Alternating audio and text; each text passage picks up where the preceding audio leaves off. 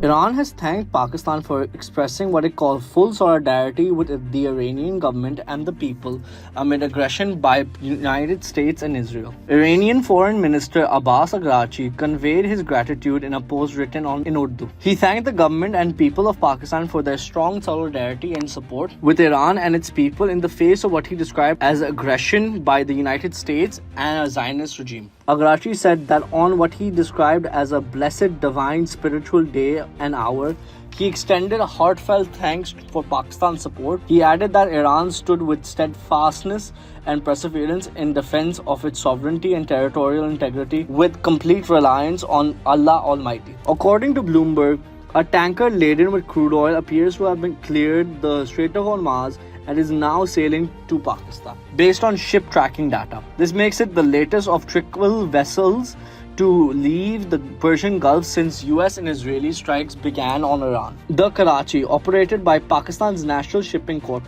made the perilous journey on Sunday according to Bloomberg data.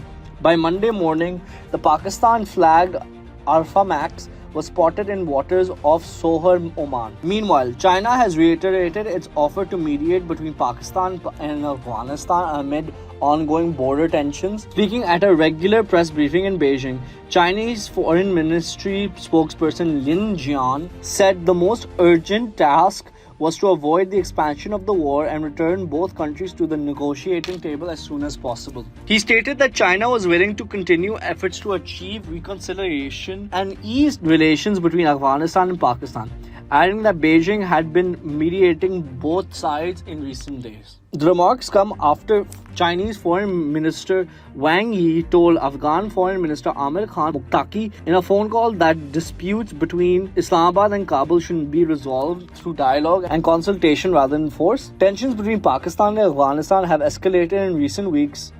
Pakistan has repeatedly urged the Taliban administration to dismantle terrorist sanctions on Afghan soil, particularly those linked to banned Tehreek-e-Pakistan or TTP. Officials say the appeal have gone unheeded. On the night of February 26th, Pakistan's government security forces launched Operation Ghazab-ul-Haq following what it described as an unprovoked firing by the Afghan Taliban across the border. Security sources said the armed forces destroyed Afghan Taliban posts across the Pak-Afghan border in Khyber Pakhtunkhwa's Bajar sector. They added the guided missiles were used in targeting certain points. Security sources stated that the operation would continue until all objectives are met. On Sunday morning, security sources said armed forces carried out overnight strikes in Afghanistan's Kandahar province, destroying what they described as technical support infrastructure and equipment storage facility. Separately, Information Minister Ataullah Tar said 4 civilians were killed and a child was injured after Afghan Taliban deliberately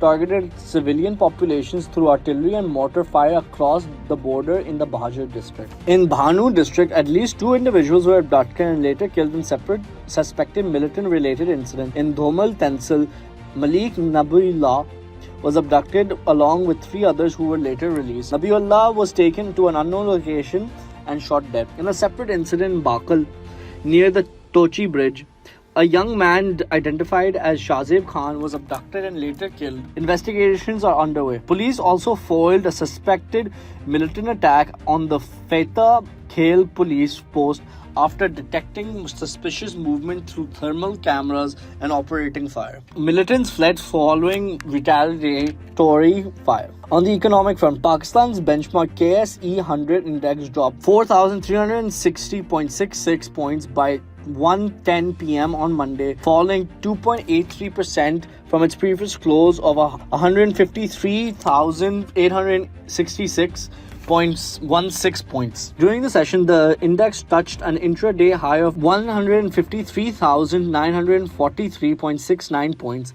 and a low of 149,385.39 points. The decline follows a 7 consecutive week of losses. Factors weighing on investor sentiment include the delay in finalizing a staff-level agreement with the International Monetary Fund for Pakistan's third review under its $7 billion extended fund facility, as well as spike in global oil prices. Oil prices rose following US-Israel aggression against Iran and the closure of the Strait of Hormuz, raising concerns about energy supply disruptions and inflammatory pressures for oil importing economies, including Pakistan.